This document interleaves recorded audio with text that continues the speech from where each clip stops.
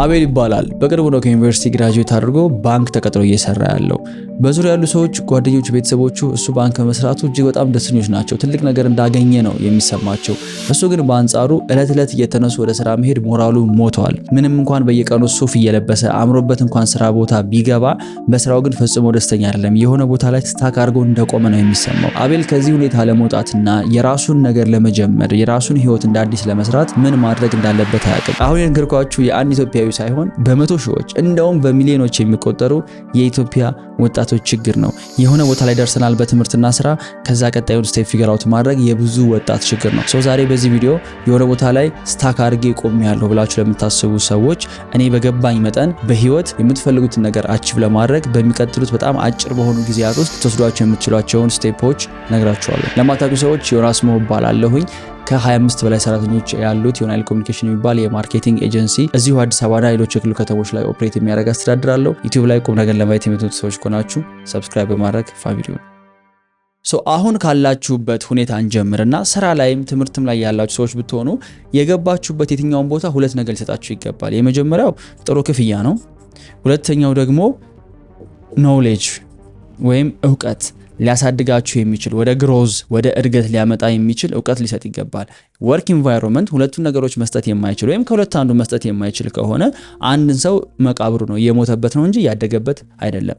ለምሳሌ ደህና ክፍያ እየተከፈላችሁ ከሆነ ብዙ ቦታዎች አሉ። ለምሳሌ ኢትዮጵያ ላይ ኤንጂኦዎች፣ ባንኮች ደህና ክፍያ ይከፍላሉ ተብሎ ይታሰባል። በተለይ ደግሞ ሃየር ማኔጅመንት ፖዚሽን ላይ ይሄ ገንዘብ የሚከፈላቸው ሰዎች ይህንን ገንዘብ ሴቭ በማድረግ በመቆጠብ አክቹሊ መልሰው ነገ ላይ የራሳቸውን ስራ ሊጀምሩ የሚያስችሏቸው ነገሮች ላይ ኢንቨስት ያደርጓቸዋል። እነዚህ ነገሮች መሳሪያዎች ሊሆኑ ይችላሉ፣ ቱሎች ሊሆኑ ይችላሉ፣ ኤዱኬሽን ሊሆን ይችላል፣ እውቀት ሊገዙበት ይችላሉ፣ አሴቶች ሊሆኑ ይችላሉ፣ ቤት፣ መኪና።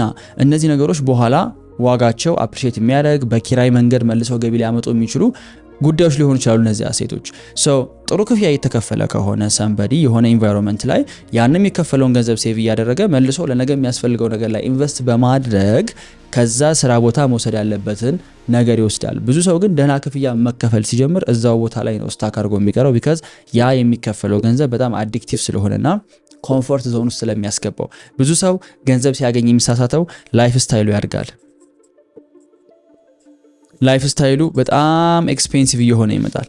ላይፍ ስታይል ኤክስፔንሲቭ ሆነ ማለት የምትበሉበት ቦታ፣ የምትሄዱበት ቦታ፣ የምትለብሱት፣ የምትጠጡት፣ ጓደኞቻችሁ ጋር ሃንጋውት የምታደርጉበት ቦታ እየጨመረ ሲመጣ ከዛ ህይወት መውረድ አይታሰብም ከዛ በኋላ። ስለዚህ ያን ላይፍ ስታይል ቀጥታ ሊያስቀጥለት የሚችለው በዛው ኮምፎርት ሊቀጥለት የሚችለው እዛ ቦታ ከሰራ ብቻ ነው። ስለዚህ ስታክ ያደረገ እንኳን ቢመስለው እዛው መስሪያ ቤት ሳይቀይር ምንም ለውጥ ሳያመጣ እዛው ቦታ ላይ ስታክ አድርጎ ይቀራል። ለምን? ያን ላይፍ ስታይል መቀየር ፈቃደኛ ስላልሆነ።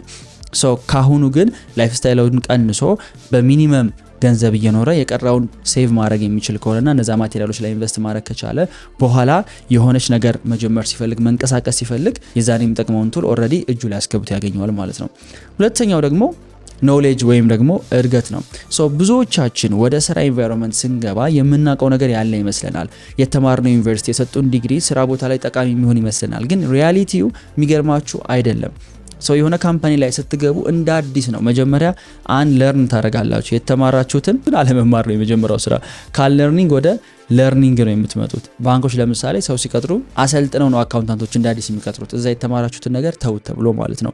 የመጀመሪያው ስቴፕ አንለርኒንግ ነው። ከዛ ለርኒንግ ነው። ይሄን እድል የምታገኙት የስራ ቦታ ላይ ስትገቡ ነው። እዚህ ጋር ግን ችግሩ አንድ የስራ ቦታ ሊሰጣችሁ የሚችለው እውቀት ሊሚትድ ነው። ከእናንተ የሚጠበቀው ነገር ምን እንደምትፈልጉ ማወቅ ነው። ተምሮ መስራት የምፈልገው ምን ቢዝነስ ነው መጀመር የምፈልገው፣ ምን ስኪል ነው ዴቨሎፕ ማድረግ የምፈልገው፣ ምን አይነት ሙያ ውስጥ ነው መግባት የምፈልገው፣ ምን አይነት ስራ ነው መያዝ የምፈልገው።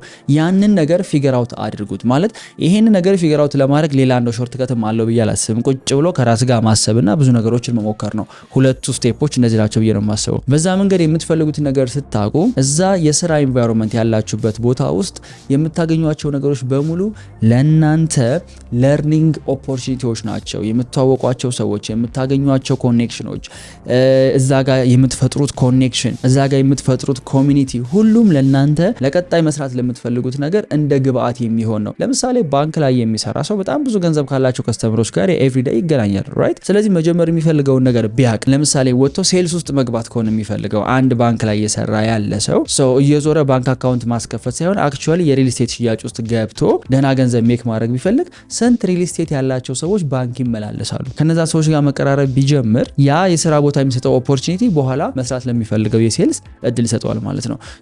አሁን የምትሰሩበት ቦታ አይዘር ጥሩ ገንዘብ ካልሆነ ደግሞ ጥሩ እውቀት ሊሰጣችሁ ይገባል። እኔ በእናንተ ቦታ በሆን የምመርጠው ጥሩ እውቀትን ነው። ምክንያቱም በተለይ ደግሞ ሀያዎቹ እድሜ ላይ ያለ ሰው ገንዘቡን ኢንቨስት ማድረጉ ያን ያህል አስፈላጊ ነገር አይደለም። በጣም በዝቅተኛ ላይፍ ስታይል መኖር የምንችል ሰዎች ነን። እድሜያችን ወጣትነታችን እሱን ማድረግ ስለሚችል ደህና እውቀት እየሰበሰብኩኝ ከሆነ ደህና ኮኔክሽን እየሰጠኝ ከሆነ ግን በኋላ ወደ ትልቅ ገንዘብነት ልቀይረው የምችለው ነገር እያገኘሁበት ነው ማለት ነው። የምሰራበት ቦታ እያስተማረኝ ነው ወይ? ምን አይነት እድል ነው ከዚህ ስራ ቦታ መውሰድ እየቻልኩኝ ግን ያልወሰድኩት? ይህን ጥያቄ በደንብ ራሳችሁ ልጠይቁ ይገባል። አሁን ያላችሁበት ሲቹዌሽን አይዘር ጥሩ ገንዘብ እያስከፈላችሁ ወይም ደግሞ እያደጋችሁበት በእውቀት በኬሪየር ከፍ እያላችሁበት ካልሆነ ይሄ ቦታ ለእናንተ መቃብራችሁ ነው። ስታክ ያደረጋችሁ ይመስላችሁ ይችላል። በዚህ ጊዜ ስታክ የሚባል ነገር የለም። የሆነ ሰው ቆም ያለው ካለ ወደኋላ እየሄደ ነው። ቢካዝ ሁሉም ወደፊት እየሄደ ስለሆነ ማለት ነው። ስለዚህ ዲሳይድ ማድረግ አለባችሁ። እንዲህ ሁለት ነገሮች እያገኘሁኝ ካልሆነ ቀጣይ ስቴፔ አጭር በሚባል ጊዜ ውስጥ መውጣት ነው። እንዴት የሚለው እንመለከታለን። ሌላው ጥሩ ክፍያ የሚከፈለው ሰው ኢንቨስት ከሚያደርግባቸው ነገሮች አንዱ ሂውማን ላይ ሊሆን ይችላል ወይም ሂውማን ሪሶርስ ላይ። እኔ በሆል ለምሳሌ የሆነ ቦታ ተቀጥሬ ጥሩ ገንዘብ እየተከፈለ ከሆነ የመጀመሪያ ሃይር ማድረገው አሲስታንት ሊሆን ይችላል። ያ አሲስታንት በትንሽ የገንዘብ ሃይር አድርገውና መስራት የሚፈልጋቸውን ሪሰርች ማድረግ የሚፈልጋቸውን ነገሮች በሙሉ ቴኬር ያደርግልኛል። ምክንያቱም እኔ ፉል ታይም የምሰራው ስራ አለኝ። ስለዚህ ቀኑን ሙሉ እኔ ወደፊት መስራት የምፈልገው ነገር ላይ ታይሜን ኢንቨስት ማድረግ አልችልም። ቢካዝ ቀኑን ሙሉ የሚወስደኝ ስራ ስላለ። ግን የሆነን ሰው ሰዓት ከገዛሁ ግን በገንዘቤ ቀኑን ሙሉ ሊሰራልኝ የሚችል ሌላ ሰው አገኘው ማለት ነው። እንደዚህ ነው ገንዘብን ኢንቨስት በማድረግ ፊውቸርሊ መስራት የምትፈልጉትን ነገር እንዲያግዛችሁ የምታደርጉት። እዚህ ላይ ተስማምተናል። የምትፈልጉትን ነገር ታውቃላችሁ። አሁን ላይ የሰራችሁበት ያላችሁት ቦታ የምትፈልጉትን ነገር ለመጀመር ወይ በገንዘብ እያገዛችሁ ነው ወይ ደግሞ በእውቀት እያገዛችሁ ነው። ኦኬ ይሄንን ካደረግን ናው ቀጣዩ ስቴፕ ምንድነው? አሁን ስታክ አድርግ ያለው ከዚህ ለመንቀሳቀስ ምሮ ማድረግ ያለብኝ የሚለውን ለማየት የእናንተን ቀን በሶስት ከፍለን እንመልከተው። 3 ሳምንቶቻችሁን ማለት ነው። ይሄ 9 to 5 ወይም ደግሞ በእኛ በአማርኛው ከጠዋት 3 ሰዓት ጀምሮ እስከ 11 ሰዓት ያለው ማለት ነው። ሁለተኛው ደግሞ ከምሽት 11 ሰዓት ጀምሮ በሀበሻ አቆጣጠር እስከ ጠዋቱ 3 ሰዓት ያለው ጊዜ ነው። ከዛ ዊኬንድ አለ ወይም ሰንበት እያልን የምንጠራውኛ። ሳምንታችሁን በዚህ በ3 ክፈሉት። 9 to 5 ወይም ጠዋት 3 ሰዓት ገብታችሁ ማታ 11 ሰዓት ድረስ ፉል ታይም ሰራተኞች ናችሁ። የሆነ ካምፓኒ ላይ ስራ እየሰራችሁ ነው። ይሄን ታይም ነው የምትጠሉት። ይሄ ነው ዋርዞ ነው አይደል? ብዙ ሰው የሚደብረው ጠዋት ተነስቶ ስራ መግባቱ ነው። ግን መንቀሳቀስ የምትፈልጉ ከሆነ አሁን ካላችሁበት ቅድም ያልነውን ስራ ኢንቫይሮንመንታችሁ ወይ በገንዘብ እንዲያግዛችሁ ወይ ደግሞ በእውቀት እንዲያግዛችሁ መስራት የምትፈልጉትን ነገር 9 to 5 የምትሰሩትን በደንብ ፕሮዳክቲቭ ታደርጉት ይገባል። ምን ማለት ነው? የምትሰሩት ስራ ላይ ቢ the hardest worker ምን ማለት ነው? እዛ መስሪያ ቤት ውስጥ እንደሱ ሰራተኛ የለም የሚባልለት ጠንካራ ሰራተኛ መሆን ነው። ለምሳሌ ብዙዎቻችሁ ማለት ነው የራሳችሁን ቢዝነስ መጀመር ስታስቡ ወደፊት አሁን ከምትሰሩት በታች የምትሰሩ ይመስላችኋል። አሁን እንደው ለምሳሌ ባንክ ወስደናል አይደል? ይሁን ያልገባህም እኮ እስከ 11 ሰዓት እኮ ብሬክ የለም እንደዚህ ኖ፣ ስራውን ስለማትወዱት ነው እንጂ ማለት ነው። የራሳችሁን ቢዝነስ ጀምሩ 24 ሰዓት ልትሰሩ ትችላላችሁ። ላይክ ሳትተኙ ልትነቁ ትችላላችሁ። የምሬ ነው። 2 ሰዓት 3 ሰዓት መተኛት በጣም በቂ የሚሆንበት ጊዜ ይመጣል። ግን ስራውን ስለምትወዱት የዛኔ ችግር የለውም። አሁን በጣም ሃርድ ወርክ እያደረኩ ነው ብላችሁ የምታስቡት ሃርድ ወርክ እንደዛ አይደለም።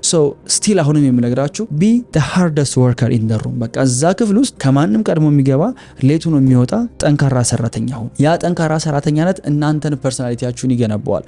ብዙ ሰው ስራውን ለማቆም ዝግጁ አይደለም። ብዙዎቻችሁ ስራችሁን ለማቆም ዝግጁ አይደላችሁ። ምክንያቱም ጠንክሮ መስራት የሚባለውን ነገር አልተለማመዳችሁትም። ኮምፎርት ውስጥ ነው ያላችሁት። ስትወጡ የቢዝነሱ ዓለም አደገኛ ነው። ተኝታችሁ አይደለም፣ በልታችሁ አይደለም፣ ሳትበሉ ሳትተኙ እንኳን አትችሉትም ስራውን። ስለዚህ ካሁኑ ጠንክሮ መስራትን እዛው ቦታ እያላችሁ ተለማመዱ። ሁለተኛ ትላልቅ ሪስፖንሲቢሊቲዎችን መውሰድ። ቢሮ ውስጥ ከባድ ኃላፊነት ከመጣ ትልቅ ስራ ከመጣ እገሌ ልስጠው፣ ለገሌ ብትሰጠው እሱ ቴኬር ሊያደርገው ይችላል የሚባልለት ሰው መሆን ነው። ምክንያቱም በኋላ ስትወጡ ኃላፊነቱን ሙሉ ለሙሉ የምትወስዱት ራሳችሁ ናችሁ። ዲሲዥን ሜኪንግ የእናንተ ነው። ይሄ ይሁን የምትሉት ራሳችሁ ናችሁ።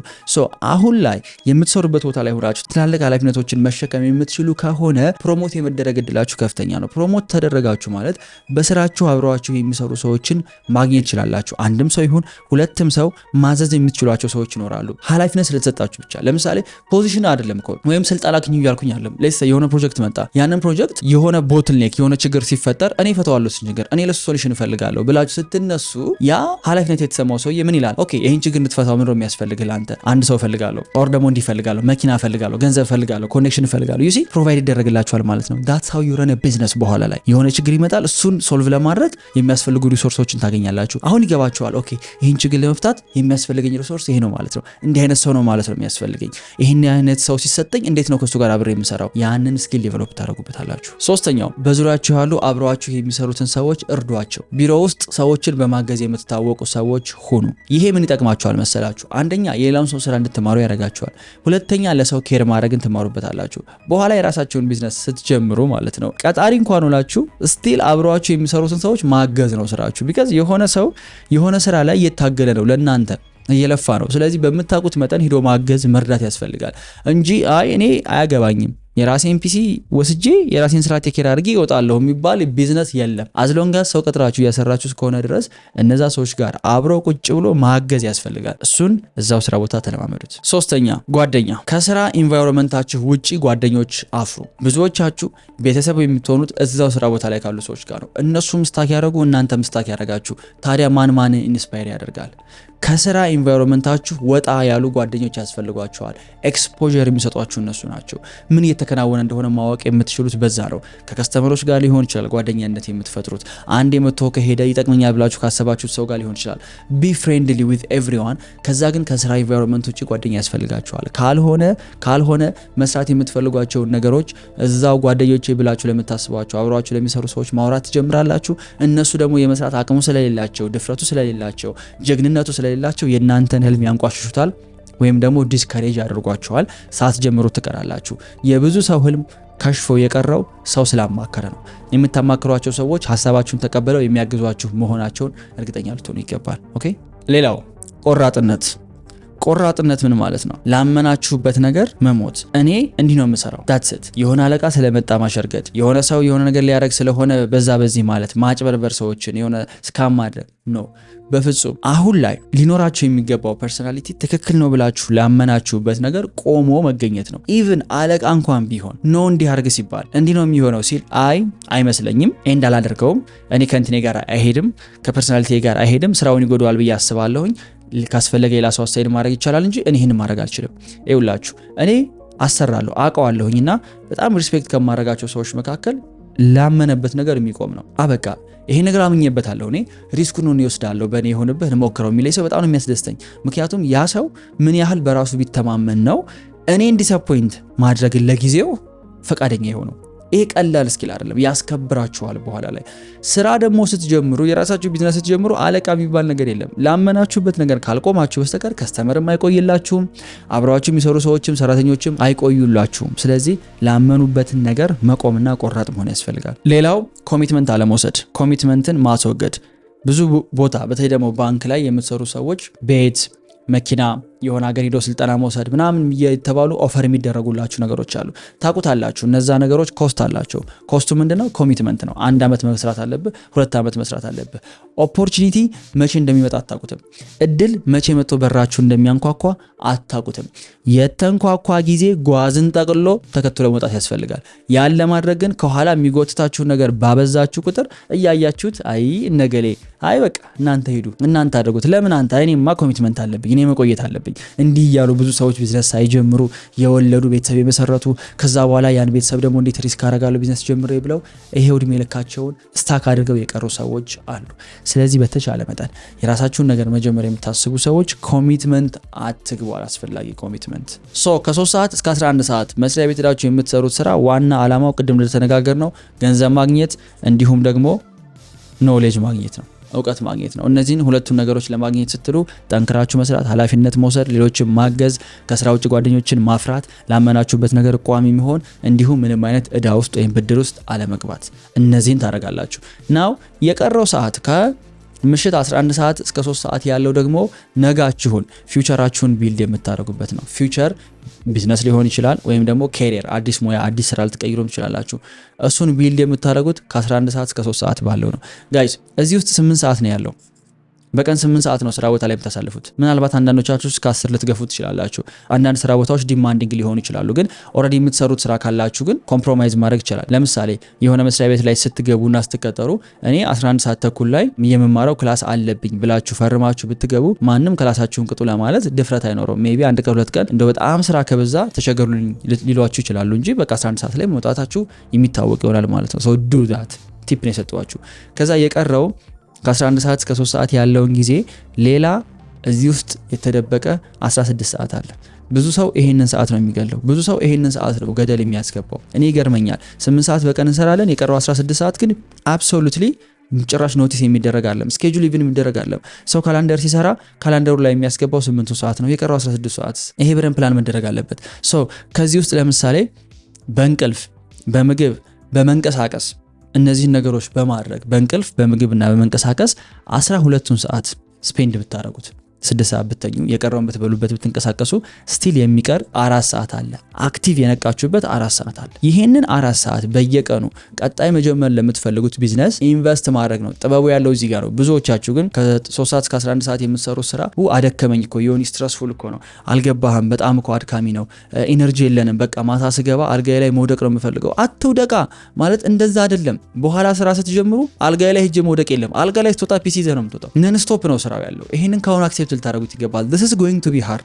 እኔ እንድታውቁት የምፈልገው ማለት ነው አንድ አቨሬጅ በቀን 8 ሰዓት የሚሰራ ኤምፕሎይ ከሆነ ሲኢኦ በላይ ሊሰራ አይችልም። ሜቢ ያ ሲኢኦ ከሆነ ሌቭል በኋላ የሚሰራበትን ሰዓት ሊቀንሰው ይችላል። ግን ኤርሊ ስቴጅ ቢዝነስ ሲገነባ ግን በጣም ብሩታልና አግሬሲቭ ነው። ማታ ገብቼ ሙቪ እያየሁ ከቤተሰብ ጋር ቲቪ ኢቢኤስ እያየሁ እንዴት ነው እንደዛ ፊውቸር ቢልድ የሚደረገው? እንዴት ነው ስታክ አድርግ ያለው የሚል ሰው ማታ ገብቶ ኢቢኤስ የሚያየው? ስለደከማችሁ ሶፋ ላይ ቁጭ ብሎ በልቶ ሪሞት ይዞ እንደዛ የለም። እርሱት። እሱን እንደገባችሁ ሌላ ስራ ይጀምራል። ይሄንን አክሴፕት ማድረግ ነው።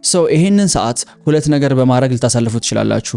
የመጀመሪያው ሌላ ተጨማሪ ገንዘብ የምታገኙበት ስራ ላይ ራሳችሁን በማስገባት፣ ሁለተኛው ደግሞ እውቀትን ዴቨሎፕ በማድረግ። ይቺ እውቀት ነች እየሰልክ ያለሁት ላምፕ ነች፣ የምትበራ ላምፕ ኢንላይትመንት። ያላችሁበት ሲቹዌሽን ገንዘብ የሚያስፈልጋችሁ ከሆነ ወይም ደግሞ ዋናው ስራችሁ በቂ ገንዘብ የማይከፍል ከሆነ እናንተ የምትፈልጉትን ያህል ቢካዝ ካምፓኒው ሊከፍል የሚችለውን ያህል ሊከፍላችሁ ይችላል። ከዛ ተጨማሪ ገንዘብ ግን የግድ አስፈላጊ ከሆነ ላይፍ ስታይላችሁን አጀስት ለማድረግ ሳይሆን የግድ ለፋሚሊ የራሳችሁን ህይወት ሰስቴን ለማድረግ የሚያስፈልግ ከሆነ የቀረውን ሰዓት ሌላ ቦታ መስራት ነው። ተጨማሪ ካሽ ልታገኙበት የምትችሉት። ይሄ ሌላው ዓለም ላይ እጅግ በጣም የተለመደ ነው። ኢትዮጵያ ውስጥ ነው ቢግ ዲል። እኔ ግራ ነው የሚገባኝ። ኢትዮጵያ ውስጥ ነው ቢግ ዲል። ዱባይ ያሉ ጓደኞቻችሁን ደውሉላቸው። አንድ ስራ የሚሰራ ሰው ጥቂት ነው። በቃ ቀን የሆነ ነገር ይሰራሉ፣ ማታ ደግሞ ሌላ ነገር ይሰራሉ። እጅግ በጣም የተለመደ ነው። ሶ ፕሊዝ ኢትዮጵያውያን ይህን ቪዲዮ የምትመለከቱት ወንድሞቼ እህቶቼ፣ ኢትስ ኦኬ በቀን 16 ሰዓት መስራት። የምር ኢትስ ኦኬ። እሺ እኔ አሁን ያወራን ያለ ነው በቀን 12 ሰዓት ነው። በጣም ምንም ማለት አይደለም። 13 ሰዓት 14 ሰዓት 15 ሰዓት መስራት ለሆነ ያህል ጊዜ በዚህ እንስማማ። ገንዘብ ለማግኘት ምን አይነት ስራዎች ልንሰራ እንችላለን? ኢትዮጵያ ውስጥ አሁን ባለው ሲቹዌሽን ራይድ ልትሰሩ ትችላላችሁ። የቤተሰብ መኪና ካለ የጓደኛ መኪና ካለ እሱን አስመዝግቦ በቀረው ሰዓት ራይድ መስራት አይምሯችሁን ያረጋጋላችኋል። ስትነዱ ነው የምትሉት። አይ ነው የሚባክን ሰዓት ሊኖር ይችላል፣ ግን ደህና ገንዘብ ሜክ ይደረግበታል። ስለዚህ ደክሟችሁ ቤት ገብታችሁ ከምትተኙ መኪና አስነስቶ ራይድ መስራት። አይ ነው ይሄን የምታደርጉ ሰዎች እንዳላችሁ which is good፣ ግን ቴምፖራሪ ነው። እንደ ዋና ስራ እንድትወስዱት አልፈልግም። አሁንም ቢሆን ገንዘብ የማግኘት አላማው ምንድነው ብያችኋለሁ።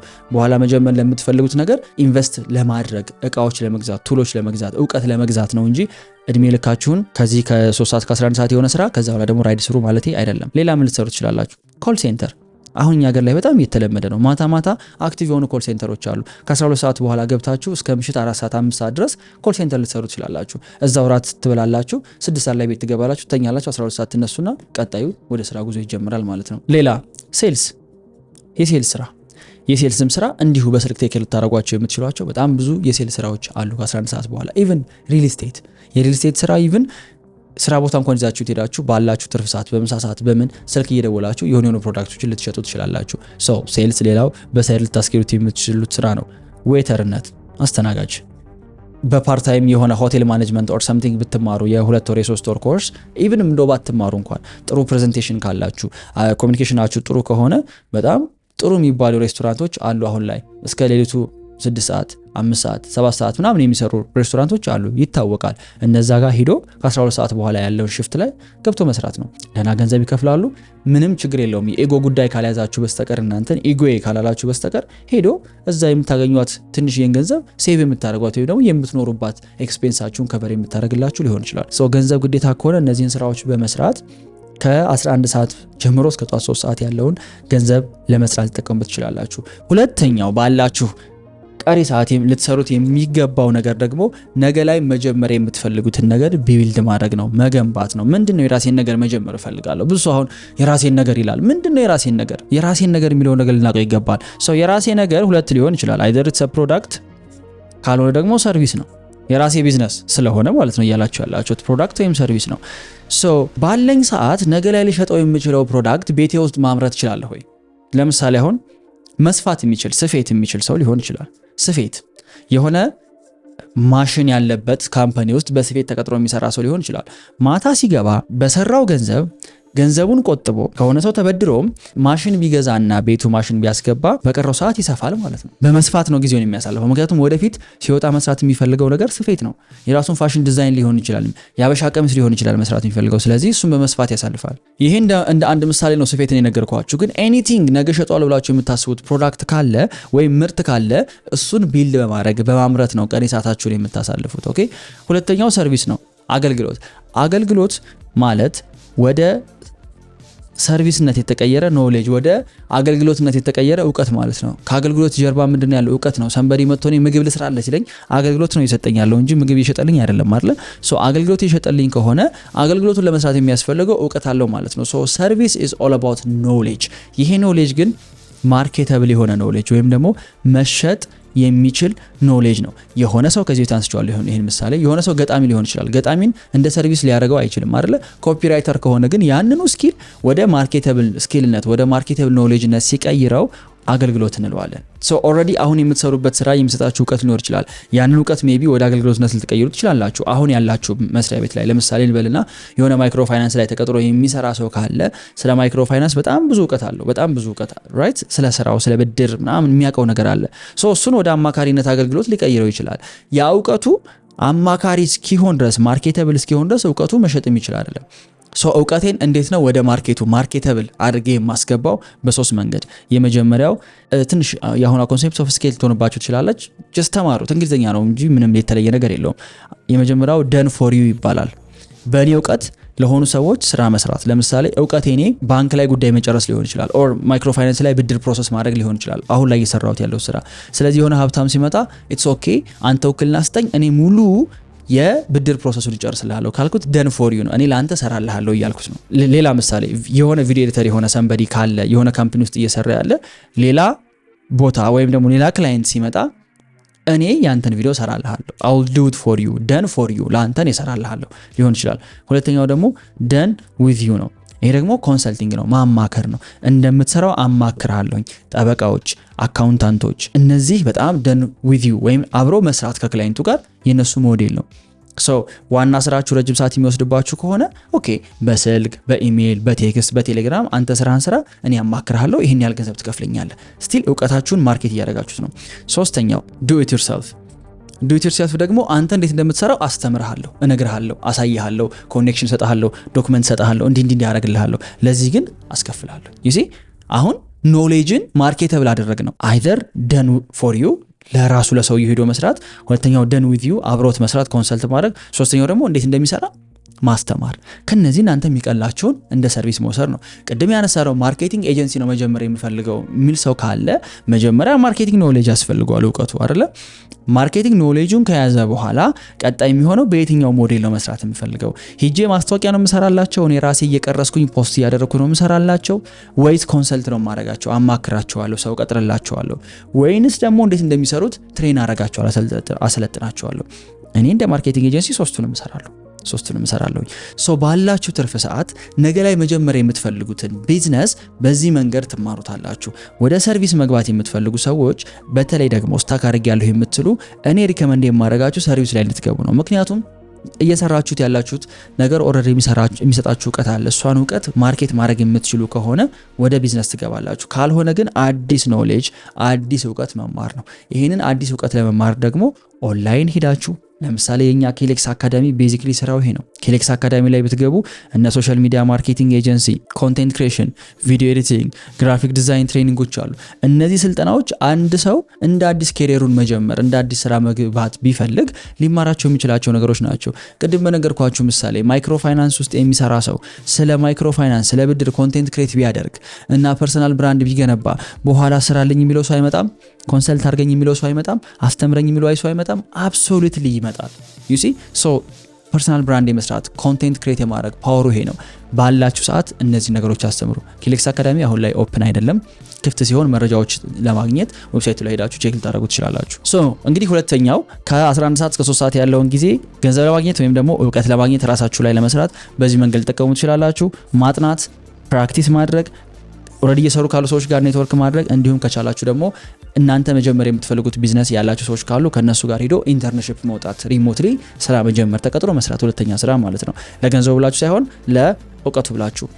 ሁለተኛው ይሄ ነው። ኦኬ ይችን ሰዓት ከስራ ቦታ ወጣችሁ ስራ ነገ እስክትገቡ ድረስ ያለውን ሰዓት ኢፌክቲቭሊ መጠቀም የምትችሉ ከሆነ የእውነት ነው የምላችሁ ማጆሪቲውን ሰው ስታክ አድርጌያለሁ የሚለውን ሰው አልፋችሁ ትሄዳላችሁ። ራሳችሁን ፈትሹ። ብዙ ቦታ ላይ እኔ እባክህ በቃ ስታክ አድርጌያለሁ የሚል ሰው ህይወቱን እንዲበትንም ብንመለከተው ኖ ወንደር እንዴ አንተ ስታክ ያላረክ ማን ሊያደርግ ነው የምትሉት። ምክንያቱም ስራ ቦታ ላይ ደክሞት ነው የሚለው እንዲህ ብሎ ነው የሚለው። ከዛ ማታ ሲወጣ የት ነህ ይባባላሉ። ከጓደኞቹ ጋር ይገናኛል። የሆነ ካፌ ኦር የሆነ ባር ይሄዳሉ፣ ያመሻሉ። ማታ 2 ሰዓት ይገባል ቤት። ፋሚሊ ካለው ከፋሚሊ ጋር ቁጭ ብሎ ራት ይበላል። ሶፋ ላይ ይቀመጥና ሰይፉ ፋንታሁንን ይከፍታል ቁጭ ብሎ የሆነ ኢቢኤስ ላይ ድራማ ምናምን ያህል። ከዛ ይደክመዋል፣ እዛው ሶፋ ላይ እንቅልፍ ይመጣል፣ ይተኛል። ጠዋት የሚነሳበት የሆነ ፊክስድ የሆነ ሰዓት የለውም። ባኖ ይነሳል ወይም አላርሙ ይቀሰቅሰዋል። ከዛ ተጣድፎ ልብሱን ለብሶ ምናምን ስራ ቦታ ይገባል። ለራሱ ጊዜ የለውም። ፊውቸር መስራት ለሚፈልገው ነገር ጊዜ የለውም። አያነብም። እንዲህ አይነት ሰው ታዲያ ስታክ ባያደርግ ምን ይገርማል? አይገርምም። ሶ ይሄንን ሰዓት ተጠቀሙበት። ናው ሶስተኛው ታይማችሁ ደግሞ ሰንበት ነው፣ ዊኬንድ ነው። አይ ነው አሁን በሰንበት መጣን ብልትሉኝ ነው፣ ግን ሪያሊቲው ነው መነግራችሁ። ቅዳሜ ስራ ቀን ነው ፉል ዴይ፣ እሁድ እረፍት ቀን ነው። እሺ አንደርስታንደብል።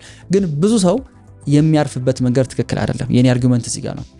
እነዚህ ሁለቱ ቀኖች ላይ በርግጥ አሁን እንኳን እየተለመደ ነው ቅዳሜ ስራ መስራት። እሺ ቅዳሜ ሃፍ ዴይ ስራ ነው። ከቅዳሜ ሃፍ ዴይ ጀምሮ እስከ እሁድ ሙሉ ቀን በአጠቃላይ ዌኪንግ አወሮቻችን ለስራ ዴዲኬት የምናደርጋቸው በእኛ ካልኩሌት አደራረግ 6 ሲደመር 12 ሰዓት ነው። ቅዳሜ ላይ 6 ሰዓት አላችሁ፣ እሁድ ደግሞ ሙሉ 12 ሰዓት አለ። ሶ የሳምንቱን ቀኖች ያህል ላይሰራ ይችላል። ቅዳሜ መሰራት አለበት፣ ምንም ጥያቄ የለውም። እሁድን የምታሳልፉበት መንገድ ነገ መሆን ለምትፈልጉት ነገር የሚገነባችሁ ነው መሆን ያለበት። እኔ አሁን በእሁድ ስራ ስሩ ሲባል ቆፍሩ ምናምን እያልኩኝ አይደለም። ቢሮ ገብታችሁ ያደረ ሰኞ፣ ማክሰኞ፣ ኦሮብ ላይ ልትሰሩት ይገባ የነበረን ስራ ስሩ ማለት አይደለም። ግን ነገ ልትጀምሩት የምትፈልጉትን ቢዝነስ ግን ቢልድ የምታደርጉበት ጊዜ ሊሆን ይችላል። እነዚህ ዊኬንዶችን ኢቨንቶችን ፓርቲሲፔት ብታደርጉ፣ ሰዎች ጋር ብትገናኙበት፣ መጽሐፎችን ብታነቡ፣ ኖርማል የዩቲዩብ ቪዲዮዎችን ብትመለከቱ፣ ኮርስ ብትወስዱ፣ ራሳችሁን ብታስተምሩ፣ እነዚህ አሁን ስራ አይመስሉም አይደለ? ሰው ይሄንን በማድረግ አለ ዊኬንዱን የሚያሳልፈው። ማጆሪቲዎቻችሁ በእርግጠኝነት እሁድን የምታሳልፉት ሃንጋውት በማድረግ ከጓደኛ ጋር ጊዜ በማሳለፍ፣ በመጠጣት፣ ከቤተሰብ ጋር ጊዜ በማሳለፍ ሹር ዱ ዛት በጣም ባላንስድ የሆነ እኔ እሁዴን በቃ ባላንስድ ነች ከስራ ጋር ያለኝ ስትረሴን ምናምን ማራግፈው በእሁድ ነው ካላችሁኝ፣ በቅዳሜ ነው ካላችሁኝ ዱ ዛት። ግን ነገ ላይ መጀመር የምትፈልጉት ነገር ግን ሳክሪፋይስ ታደርጉታላችሁ። this is going to be hard ነግሬያችኋለሁ። ይሄ ከባድ ነው የሚሆነው። በጣም ብዙ ሚስ የምታደርጓቸው የቤተሰብ ኢቨንቶች ይኖራሉ። ስልክ የማታነሱላቸው በጣም ብዙ የቅርብ ሰዎች የምትወዷቸው ሰዎች ይኖራሉ። እሁድ ታገኟቸው የነበሩትን ሰዎች ይቀራሉ። አሁን አታገኟቸውም። ቅዳሜ ከሰዓት የተለመደ የሄዳችሁ ምሳ እየበላችሁ ኦር ማታ የምታመሹበት የሆነ ቤት ከነበረ አሁን ይቀራል። እሱ በስራ ሪፕሌስ ይደረጋል። ይሄንን ይፈልጋል። ይሄንን መስዋዕትነት ይፈልጋል። the least sacrifice የምታደርጉት ነገር ቢኖር ይሄ ነው። ትንሹ መስዋዕትነት ይሄ ነው ለነገ ለተሻለ ስራ። በራሳችሁ ሰዓት እጅግ በጣም ሰልፊሽ ልትሆኑ ይገባል። ራስ ወዳድ መሆን ያስፈልጋል። የግዴታ እዚህ ጊዜ ላይ ራሳችሁን ካልወደዳችሁ፣ ለኔ ፕራዮሪቲው ለኔ ነው ቅድሚያ ለኔ ካላላችሁ በስተቀር አልፋችሁ አትሄዱም። ለሰዎች ፕሮቫይድ የምታደርጉበት ለሰዎች የምታስቡበት ጊዜ ይመጣል። አሁን ግን መጀመሪያ ራሳችሁን አውጡ። ራሳችሁን ለማውጣት ደግሞ ከምንም በላይ ጊዜያችሁ ላይ ሰልፊሽ መሆን ያስፈልጋል። የሆነ ቦታ ላይ ስታክ አድርጌያለሁ ብሎ የሚያስብ ሰው ካለ አሁን እየሰራሁበት ያለሁት ቦታ ገንዘብ ይከፍለኛል፣ እውቀት ይሰጠኛል። ሁለቱን ገንዘብና እውቀቴን ምን ላይ ነው እያዋልኳቸው ብሎ መጠየቅ አለበት። ገንዘቤን ሴቭ አድርጌ ነገ መስራት ለምፈልገው ነገር ሰው መቅጠር እችላለሁ ወይ? እቃዎች መግዛት እችላለሁ ወይ? ኤዱኬሽን መግዛት እችላለሁ ወይ? ወይስ ደግሞ ንብረት መግዛት እችላለሁ ወይ? እነዚህ ነገሮች መመለስ አለበት። ገንዘቡን ሴቭ እያደረገ ላይፍ ስታይልን መጨመር፣ የተሻለ ላይፍ ስታይል መኖር፣ እቃ መግዛት፣ ጫማ፣ ሱሪ መግዛት ሳይሆን አክቹአሊ ነገ የሚጠቅመኝ ነገር ላይ እንዴት ነው ገንዘቤን የማዋለው። ሁለተኛው ደግሞ እውቀት ነው። አሁን የምማርበት ነገር፣ አሁን የምሰራበት ቦታ ነገ መጀመር ለምፈልገው ጉዳይ የሚሰጠኝ እውቀት፣ የሚሰጠኝ ኮኔክሽን፣ የሚሰጠኝ አንደርስታንዲንግ ምን አለ፣ እሱን ነገር በሙሉ መውሰድ፣ ኦልሬዲ ከሚሰሩ ከአለቆች ጋር ከስራ ባልደረቦች ጋር መቀራረብ። በዚህ መንገድ የስራ ኢንቫይሮንመንታችሁ ሊሰጣችሁ የሚችሉ ሁለት ነገሮችን ትወስዳላችሁ። ቀናችሁን፣ ሳምንታችሁን በሶስት መንገድ ክፈሉት። የመጀመሪያው ከጧት 3 ሰዓት እስከ 11 ሰዓት ያለው ፉል ታይም የምትሰሩበት ጊዜ፣ ሁለተኛው ከ11 ሰዓት እስከ 3 ሰዓት ያለው ሰዓት፣ ሶስተኛው ደግሞ ዊኬንድ ነው። ፉል ታይም የምትሰሩበት ላይ ሃርደስት ወርከር መሆን፣ ሪስፖንሲቢሊቲ መውሰድ፣ ሌሎችን መርዳት፣ ጓደኞችን ማፍራት፣ ከስራ ውጪ ላመናችሁበት ነገር ቆራጥነት፣ ከዛ ደግሞ እዳ ውስጥ ብድር ውስጥ አለመግባት። የቀረውን ትርፍ ሰዓታችሁን ደግሞ ከስራ ወጥታችሁ ነገ ስራ እስክትገቡ ያሉትን 16 ሰዓታት ግን በአጠቃላይ 12ቱን ሰዓት በምግብ፣ በትራንስፖርት፣ በእንቅስቃሴ፣ በጓደኛ ጋር ህንጋት በማድረግ ብታሳልፉት የሚቀር ከ4 እስከ 6 ሰዓት የሚሆን ሰዓት አለ። ይህንን ሰዓት አይዘር ተጨማሪ ገንዘብ ለማግኘት ተጠቀሙበት። ያ ማለት ራይድ መስራት፣ ኮል ሴንተር ሴልስ ሆኖ መስራት፣ ዌተር አስተናጋጅ ሊሆን ይችላል። ካልሆነ ግን ያን ያህል የገንዘብ አስፈላጊነት ያን ያህል ገንዘብ የሚያስፈልግበት ግዴታ ሲቹዌሽን ውስጥ ካልሆናችሁ ያንን ጊዜ ነገ መጀመር የምትፈልጉትን ቢዝነስ ለመገንባት ተጠቀሙበት። እሱን ለማድረግ ደግሞ አይደር ፕሮዳክት ነው የምትሸጡት ወይም ደግሞ አገልግሎት ነው የምትሸጡት። ፕሮዳክት ከሆነ ቤታችሁ ውስጥ ካሁኑ እሱን ነገር ማምረት መቻል ወይም ደግሞ ከሚያመርቱ ሰዎች ጋር መገናኘት፣ ፕሮዳክቶቹን መሰብሰብ፣ መግዛት፣ ኢምፖርት ማስደረግ ሊሆን ይችላል በዛ ሰዓት የምትሰሩት። ሁለተኛው ግን አገልግሎት ደግሞ ከሆነ አገልግሎት ማለት ወደ ሰርቪስነት ወደ አገልግሎትነት የተቀየረ እውቀት ነው ብለናል። መጀመሪያ እውቀቱን ማግኘት ላይ ፎከስ አድርጉ። ለዚህ የሰጠዋችሁ ምሳሌ የራሱን ማርኬቲንግ ኤጀንሲ የራሱን አካውንታንት ቢዝነስ መጀመር የሚፈልግ ሰው መጀመሪያ ጥሩ ማርኬተር መሆን፣ ጥሩ አካውንታንት መሆን፣ እዛ ላይ ፎከስ ማድረግ ነው። ከዛ በኋላ እውቀቱን ከያዛችሁት በኋላ ማርኬተብል ለማድረግ 3 ነገሮች ልትከተሉ ትችላላችሁ። የመጀመሪያው በእውቀታችሁ ለሰዎች ሂዶ ስራ መስራት፣ ደን ፎር ዩ እንለዋለን። ሁለተኛው ደን ዊዝ ዩ ከሰዎች ጋር አብሮ መስራት። ሶስተኛው ደግሞ ዱ ኢት ዮርሰልፍ ሰዎች እናንተ ያወቃችሁትን ነገር እንዲያውቁ በማድረግ በራሳቸው ሄደው ስራ እንዲሰሩ ማስተማር ነው። ባላችሁ ትርፍ ሰዓት እነዚህን ፕሮዳክትና አገልግሎታችሁን በመገንባት ማሳለፍ ትችላላችሁ። የቀረው ሰዓት ዊኬንድ ነው፣ ሰንበት፣ ቅዳሜ ምናልባት ሃፍ ዴይ ስራ ቦታ ልታሳልፉ ትችላላችሁ። እስቲል የተረፈው ስራዎችን ልትሰሩ ትችላላችሁ። ቅዳሜ ከሰዓትና ግን እሁድ ሙሉ ቀን የስራ ቀን ነው። ቢዝነስ መገንባት የተሻለ ህይወት መገንባት ለሚፈልግ ሰው ይህንን ጊዜ ማባከን አይችልም። ህይወታችሁ ባላንስድ አይሆንም። ይህንን አክሴፕት ማድረግ መቀበል ያስፈልጋል። ስለዚህ ዊኬንዳችሁን ነገ መጀመር ለምትፈልጉት ጉዳይ የሚያግዟችሁ ሰዎች ጋር በመገናኘት መጽሐፎችን በማንበብ ቪዲዮዎችን በመመልከት ኮርስ በመውሰድ ኢቨንቶችን ፓርቲሲፔት በማድረግ በዚህ ልታሳልፉት ይገባል እንጂ ቁጭ ብሎ ቲቪ በማየት ሙቪ በማየት ኢንተርቴይንመንት በማየት አታሳልፉት። እሱን አፎርድ ማድረግ አትችሉም። ብዙ ሰው ስታክ አደረኩኝ ብሎ የሚያስበው የተስተካከለ ህይወት ሳይኖረው ነው። መጀመሪያ እናንተ ፐርሰናሊ ማደግ ስትችሉ ነው ነገሮች ሁሉ ሊቀየሩ የሚችሉት። በስነ ስርዓት የማይመገብ በስነ ስርዓት የማይተኛ ጥሩ ጓደኞች የሌለው እውቀት የሌለው ሰው ስታክ አደረኩ ቢለኝ አይገርመኝም። መጀመሪያ ራስ ላይ ምን ሰርተሃል ነው። ራሳችሁን አስቀድሙ። ቢ ሰልፊሽ፣ ራሳችሁ ቅድሚያ ስጡ። እውቀት ሲገኝ መጀመሪያ ለኔ፣ ኦፖርቹኒቲ ሲገኝ መጀመሪያ ለኔ፣ እድል ሲመጣ መጀመሪያ ለኔ። ራሳችሁን አስቀድሙ። ከዛ እናንተ ብቁ ስትሆኑ ሌሎችን ሰዎች መርዳት ትችላላችሁ። ብያችኋለሁ ከዚህ በፊትም ሁሉም ነገር የሚጀምረው ከሰልፍ ዴቨሎፕመንት ነው። ስራችሁ ላይ ከምትሰሩት በላይ ራሳችሁ ላይ ጠንክራችሁ ስሩ ይላል ጅምሮን። ራሳችሁ ላይ ጠንክራችሁ ስትሰሩ ለአመታት የሚተርፍን ነገር ማትረፍ ትችላላችሁ። አይ ሆፕ የዛሬው ቪዲዮ በሆነ መንገድ ክላሪቲ እንደሰጣችሁ፣ ሁሉም ነገር ግን መሬት ላይ እንዲወርድ ሁሉም ነገር ግን ለእናንተ እንዲሰራ ነገ ሄዳችሁ አክሽን መውሰድ ይኖርባችኋል። ይህን ያህል አብራችሁን ቆይታችሁ ተመልክታችሁ ምንም አክሽን የማትወስዱ ከሆነ ተመልሳችሁ እዛው የነበራችሁበት ቦታ ላይ ነው የምትቆዩት። በዚህ ቪዲዮ ቢያንስ አንድ ሰው ስታክ ካረገበት ከቆመበት ቦታ ማንቀሳቀስ ከቻልኩኝ እኔ ሚሽኔን ጨርሻለሁ። አይ ሆፕ ቪዲዮ ጠቃሚ እንደነበር። በሌላ ቀን እንገናኛለን። see you